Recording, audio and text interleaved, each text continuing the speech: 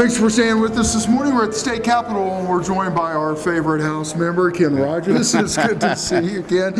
Busy. You guys are in full session. A lot going on in the state of Kansas. Well, there is. As we got underway, some are saying this is one of the quickest starts in kind of recent memory. We had some cleanup work to do with Mr. Pompeo going to the CIA and do some elections we haven't had in 1950. Some laws needed to be updated, which is fine. We did that.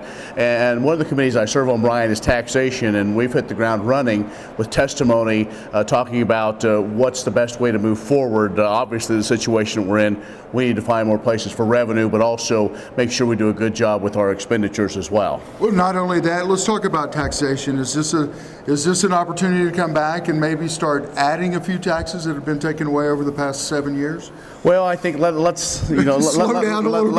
frame the subject. Okay. I think there's a lot of things when people talk about repeals, and I guess I'm not necessarily a big one of favoring that word. I think as we look at the whole tax situation, we need to take a broad approach to everything. And obviously, one that's been talked about through the election cycle and even here is the pass-through income. Many folks know as the LLC loophole, which really isn't a loophole, but regardless, that's one of the situations that is really a concern to try to maybe bring some of those back in and would gain us some revenue that way. So I think that's going to be voted on before long, probably out of the tax committee, and then we'll see what happens in both. It's got to not only pass the committee, but go to through the whole House, then the Senate, and we'll see what happens. I mean, the governor, that's kind of been his one he's kind of stuck to as one of the things, his legacy, if you will. And so there's going to be kind of a tug and war to see exactly sure where we're going. Some are saying things are working.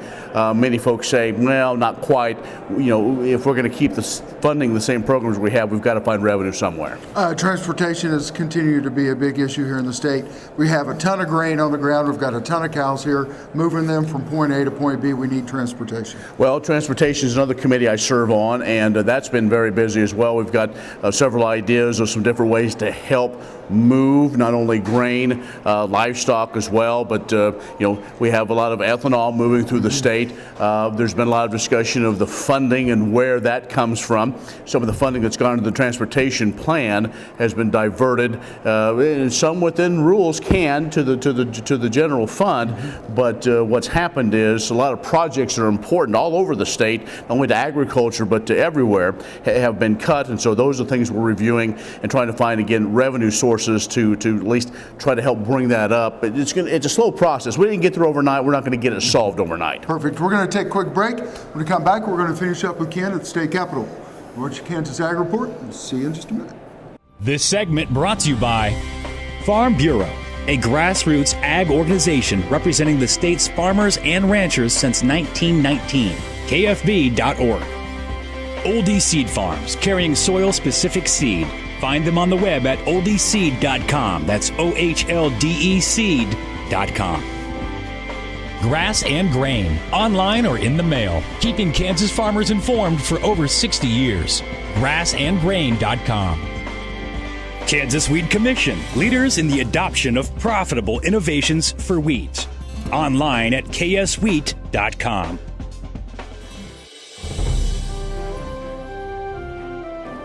Thanks for staying with us. We're at the state capitol. We're joined by House Member Ken Rahjes. Ken, school funding, it's always a big issue here in the state of Kansas. It has been for many, many years. Taxation kind of falls into that. Where are we at with school finance? Well, the school finance formula needs to be done. What we're doing is we're running on a block grant system that is will be expiring at the end of this at the end of this school year.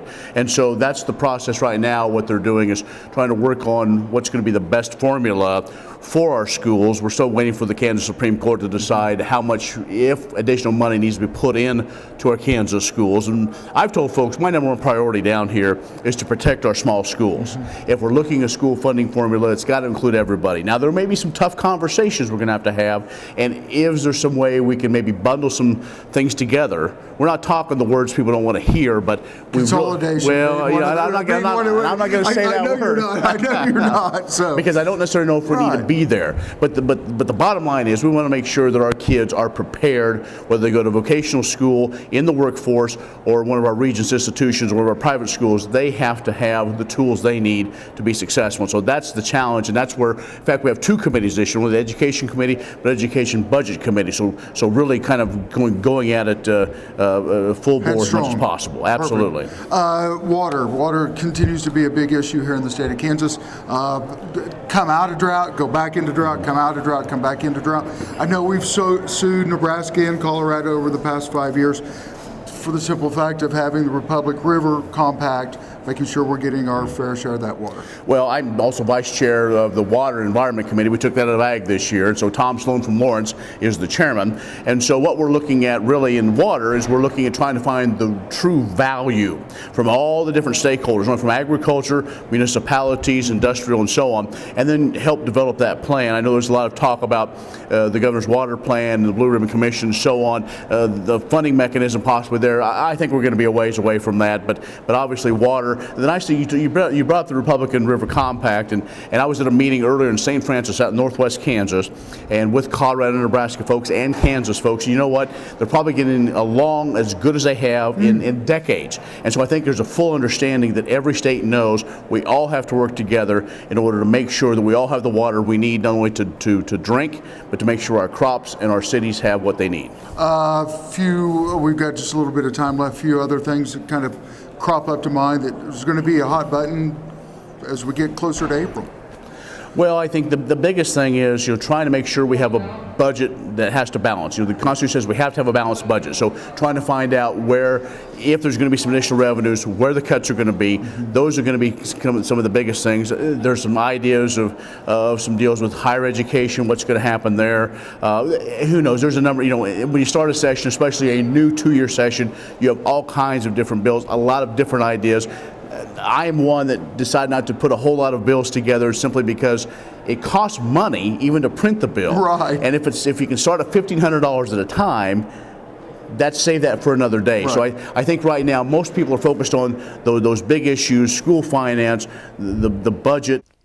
The producer-funded Kansas Wheat Innovation Center was built to get improved varieties into the hands of farmers faster. Kansas Wheat. Farmers advancing their future through wheat genetics research. Imagine having someone help you pick the best corn hybrids for every field on your farm. Your Oldie representative can combine your data with his data to offer a field-by-field prescription. Contact Oldie Seed today at 877-692-4555.